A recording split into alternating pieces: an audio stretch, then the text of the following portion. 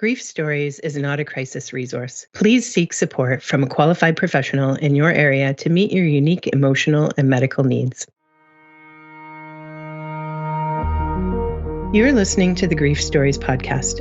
I'm your host, Maureen Pollard, a social worker with an interest in helping people find hope and healing when someone they love has died.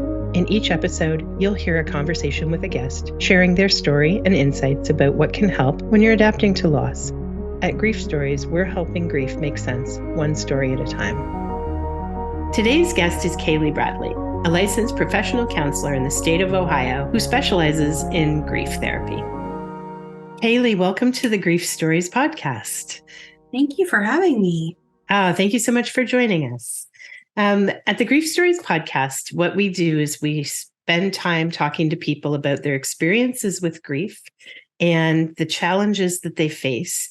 And then we talk really about this idea of how are people finding hope and healing, whatever grief they're carrying. What helps them carry their stories of loss and grief? And so you're joining us today, and we're going to talk about some of your experiences. Do you want to begin by telling me your stories, the story of loss and grief that you've been walking through? Yeah, absolutely. So I would say that the types of loss that I'm going to kind of share about might be a little, quote unquote, non-traditional, but I think they're losses that impact a lot of individuals. So when I was 12, I actually was diagnosed with a genetic disorder, and along with that came what I now acknowledge is a whole host of kind of secondary losses, probably the biggest one being infertility. It's a strange thing to find out so young that you're not going to be able to have children. You certainly can't process it at 12. Yeah. You're a little more concerned with, the cute guy in algebra class or, whether you have acne, et cetera. So it wasn't until much later that I truly began to kind of grasp what that meant. And kind of along with that are a whole host of other kind of chronic health conditions that I still navigate. I distinctly remember, though, in my journey, I had a counselor very wisely say to me, "You're allowed to grieve these things." And I think in my mind, grief was only associated with death loss. And that's certainly not to minimize, right, the very unique, I think, elements of death loss. But I think grief is broad, right? And certainly having to kind of set down maybe expectations about how your life was going to, flow, or ideas in your head or assumptions about your future. Those were all things that I've had to grieve, both at the initial diagnosis, which, like I said, I didn't quite have the ability to fully understand. And I think there's been bits and pieces of that kind of throughout my life since.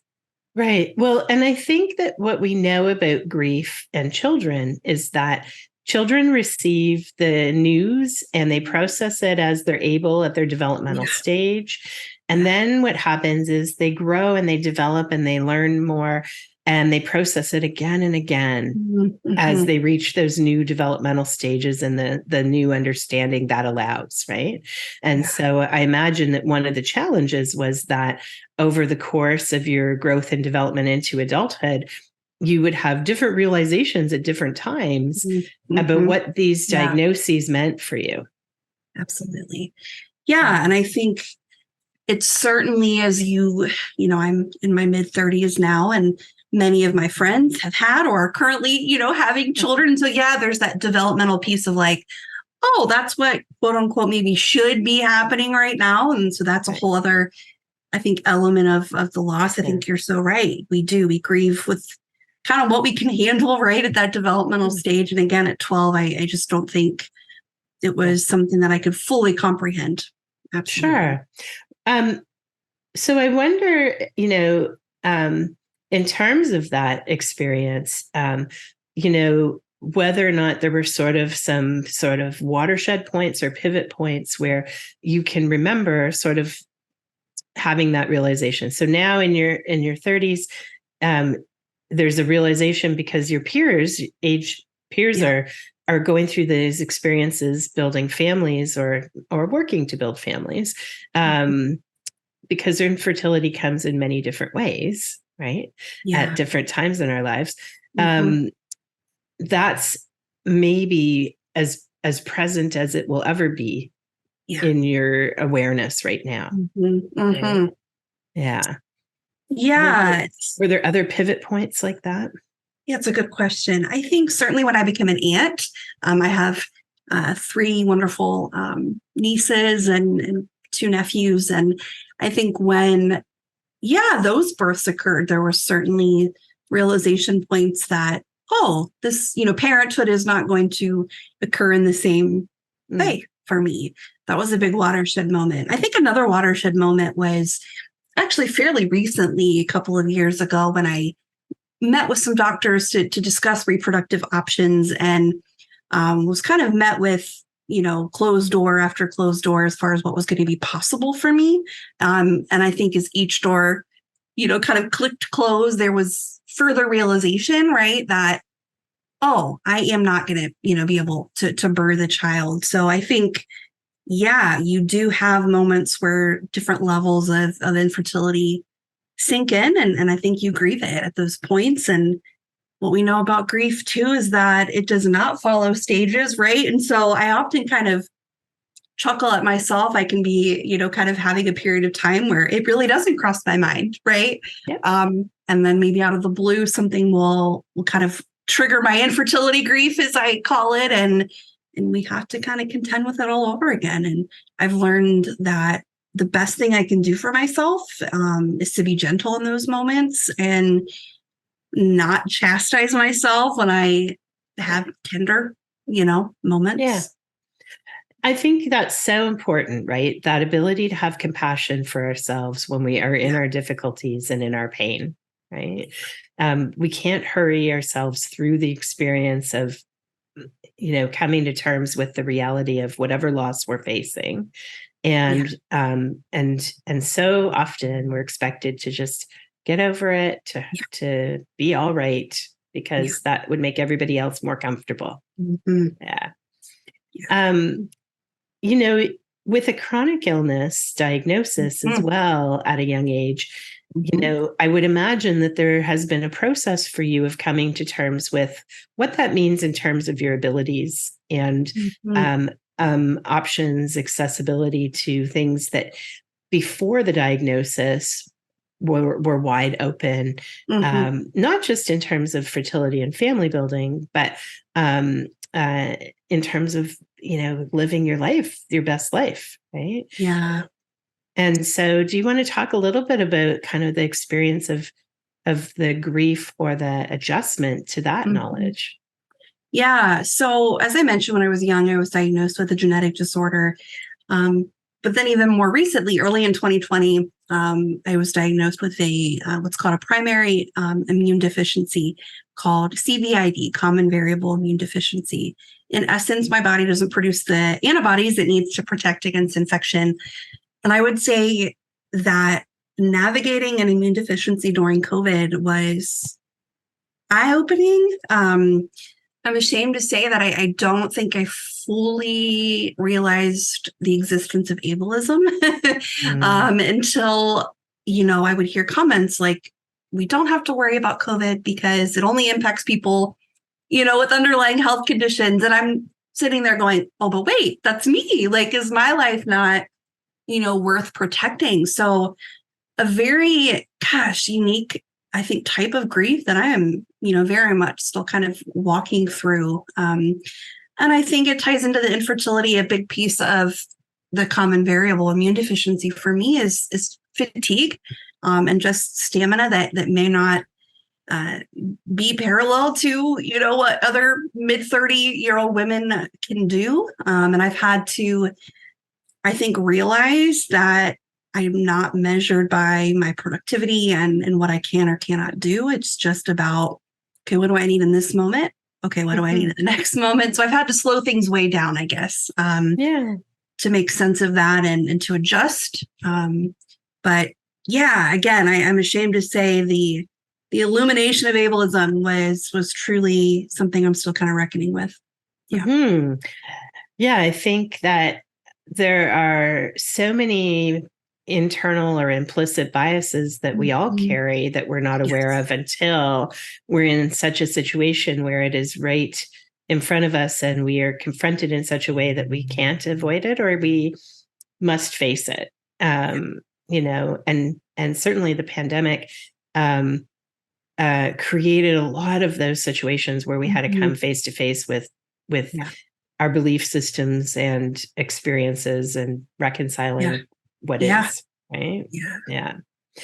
So, when you think about your journey through this experience to the point where you are now, what would you say have been, kind of the biggest challenges um, uh, for you? I mean, Mhm. the coming to terms with it, facing it is one big challenge that we've kind of talked about. Yeah. Have there been some other kind of challenges, kind of interpersonally or community wise or otherwise, Mhm. that have really made Yeah. themselves?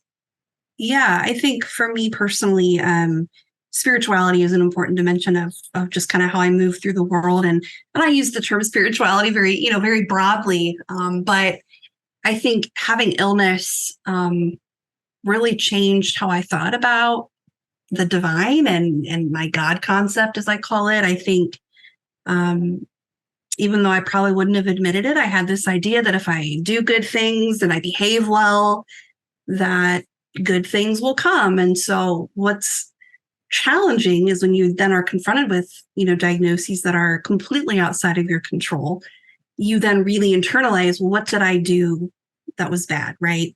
Wasn't I good? Didn't I check all the boxes? And I'm definitely a perfectionist and uh, can, to a fault, kind of be a black and white thinker. And so, yeah, contending with the nuances, right, of suffering, and maybe I didn't do anything wrong. Maybe it's just it just is, and that I think has probably been the most challenging thing for me to contend with. How does this impact and inform my spirituality and truly those assumptions, right, about how God operates? And Mm. um, yeah, totally different, I think, now than prior to these diagnoses. Yeah, and that's such a important foundational piece in terms of life philosophy and Yeah. locating yourself in this world with Yeah. meaning and purpose and Mhm. expectations, right?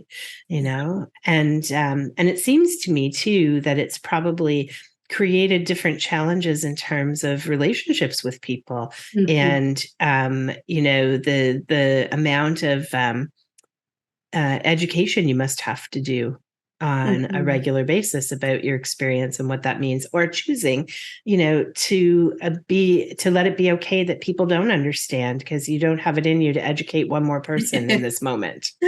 Oh, yes. And you said it so well. There are days where I'm like, okay, I have capacity, right? But then, yeah, I think back to the being gentle with myself and realizing that there are some days where, yeah, I don't necessarily have it in me. And what does it look like to accept that there may Mhm. not be people who fully understand kind of where I've come to, philosophically. I just like to say that illness totally, the maps that I had about how the world operated before navigating illness just didn't work Yeah. anymore. And so at that point, I think you have these shattered assumptions and you piece together a new kind of paradigm or schema, and it's very painful work, um, but I'm also grateful for that work. And I think my spirituality is much richer and more nuanced and more gray now Mhm. than it ever has been. And, I sometimes talk about when we face grief, when we face loss in our lives, the landscape of our friendship changes, Yeah. right? The people Mhm. who are in our lives sometimes shift when we are dealing with grief and loss and trauma, right? Yeah. For lots of different reasons. And I think, your experience began when you were still quite young and still in formative friendships, right? And so, what would you say has been kind of your experience with the landscape of your relationships in Mm. terms of shifting? Yeah, I think initially when you're 12 and 13 dealing with a chronic health condition, I think there's a lot of masking. You're just trying to be, quote, normal, right? You're trying to fit in and you're trying to kind of assimilate, right? I think as an adult, I've realized that that's exhausting.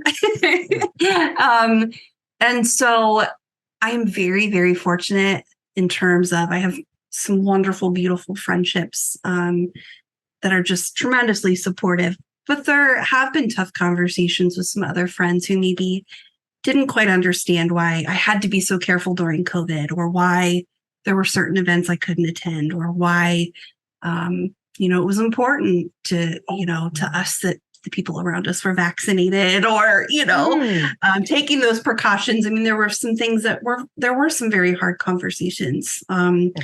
But again, I think you realize who your people are. And again, I'm very thankful. We've got this wonderful, supportive community. And I'm just, eternally grateful for that. But yeah, it's taken a while to get to a point where I don't feel like I have to please everyone or to have everybody understand my experience. And I so think my circle's gotten a little smaller. Yeah. Yeah. And I think that's such a good way to frame it in terms of there are people who just aren't going to be able to understand the path you're walking.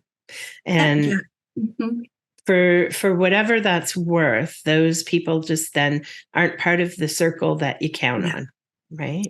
And I don't think I struggled, I think, for a long time thinking that, again, that I had done something wrong and I was trying to fix or repair certain, dimensions of friendships. And I think you're right. It's not that there's not ill intentions, but there might just be, they don't fully grasp, and that's okay. But, you draw the people that do, I think, just that much closer and lean on them. So what would you say have been the aspects of what you've been doing throughout your, adolescence and young adulthood, in terms of what's helping you the most find your best life in the face of the challenges that you've got? Yeah, I would say my 2 dogs. Yes. I love animals. And I think there is something to be said of just that unconditional positive, right? Acceptance of animals. I have a tremendously supportive family that I think also we don't talk about how chronic illness impacts an entire family, right? And certainly a child who's faced with this life-altering diagnosis, how that impacts parents, and parents questioning, did I do something wrong, right? Or, gosh, I expected something for my child and I'm no longer necessarily worried about them getting, straight A's or getting into the best college. We're just trying to navigate how to get through this next treatment, right? So abundantly thankful and have had tremendous amount of support and healing from my family. I have a wonderful partner, my husband. I think we both have had to navigate, though, the dynamics of gender roles in illness, right? How some things just can't occur in the same ways as maybe we had expected, or maybe ideas about this is what a wife does, this is what a husband does. But I think being flexible with one another, that's also been a tremendously healing element of my life. Kind of on a maybe a more silly note, I think that allowing myself simple little pleasures like a romance novel or watching Bachelor in Paradise, which is my guilty pleasure. Allowing myself to kind of enjoy those simple pleasures and not take myself so seriously. Those have also been, I think, really important components of healing for me.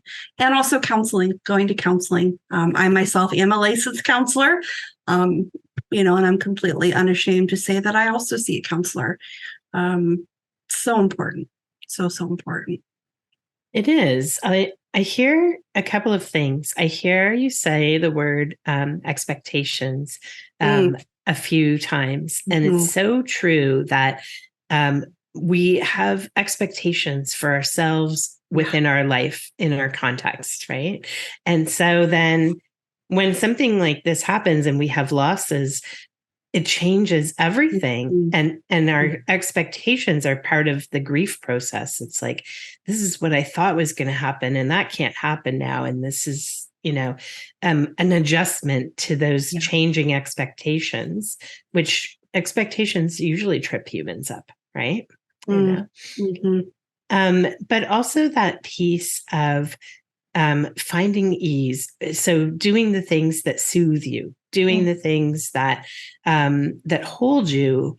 I often talk about self-care as self-preservation these days. Oh, right? I love that. Because we think of self-care as being frivolous and maybe not necessary. And when we think of it as self-preservation, it becomes more necessary. And we recognize that. So those things that you're talking about, that's, that you say might be silly, are actually refueling you, right? Absolutely. So that self-preservation is those instincts. And I also, as a therapist myself, I also value therapy and attend myself. And I think that's how we hold space for ourselves. We do so beautifully often for others, right? And to find someone who can do that for us is pretty powerful as well. It is honestly why I became a counselor.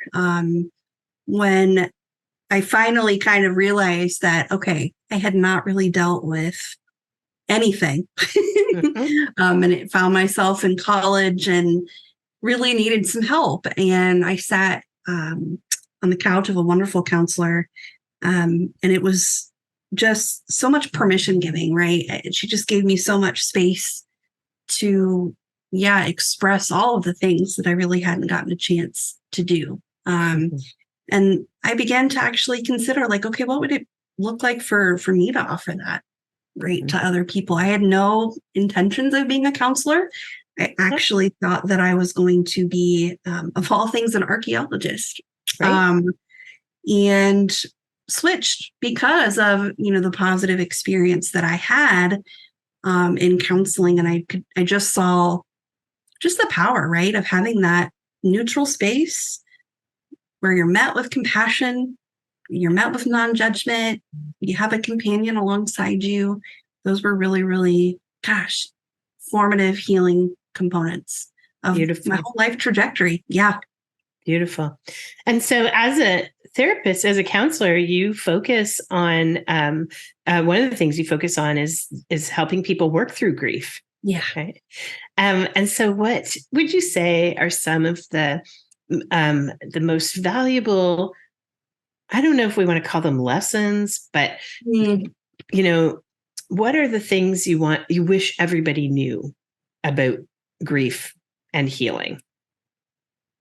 Such a good question. Yeah. So, I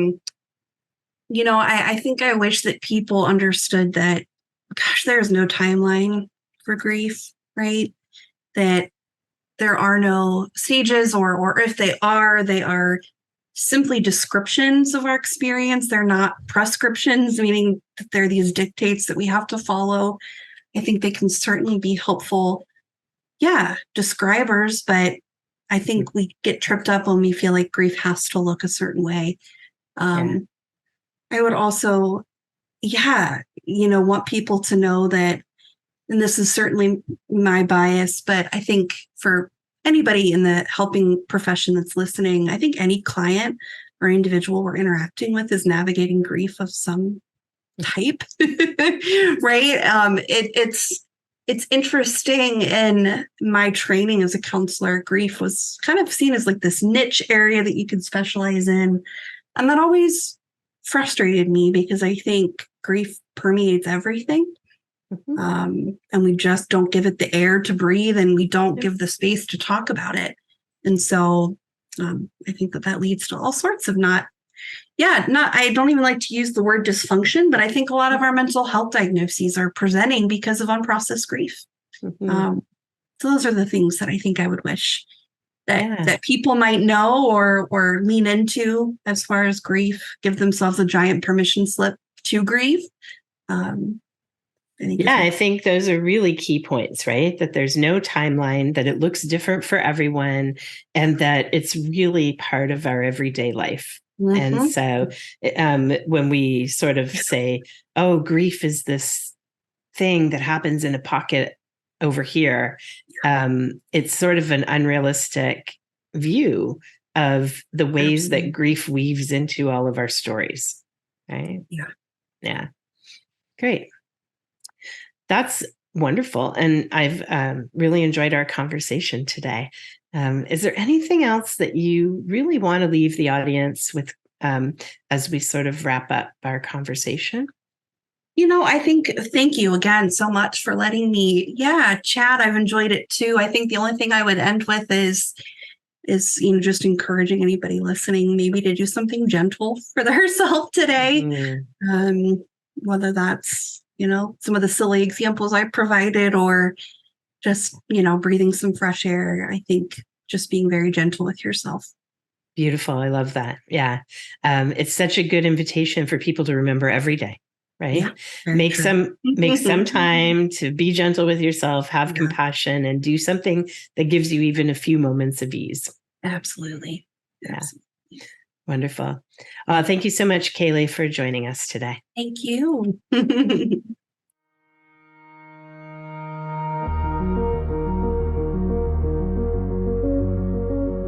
Thank you for listening to the Grief Stories podcast. I'm your host, Maureen Pollard. Please remember that grief is universal, but every person's experience of grief is unique.